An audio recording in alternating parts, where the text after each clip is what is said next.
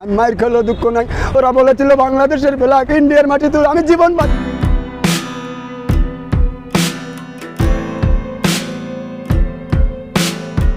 ভারতীয় ভক্তদের দুর্লভ আচরণ, গ্যালারিতে মারধর করলেন বাংলাদেশের সাপোর্টার টাইগার রবিকে।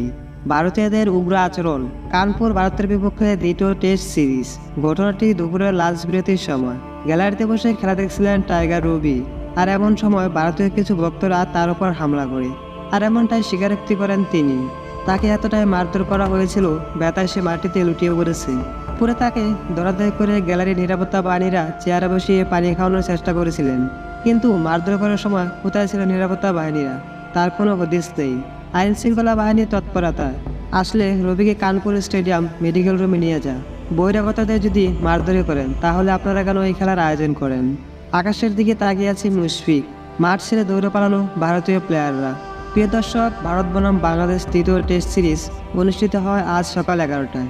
টসে হেরে ব্যাট করতে নামে বাংলাদেশ। 107 রান করতেই হারিয়ে ফেলে তারা 3টি উইকেট। 24 রানে গোল্ডেন ডাক মারান জাকের হাসান। 36 বলে 24 রান করেন সাদমান। 57 বলে 31 রান করে আউট হন ক্যাপ্টেন শান্ত।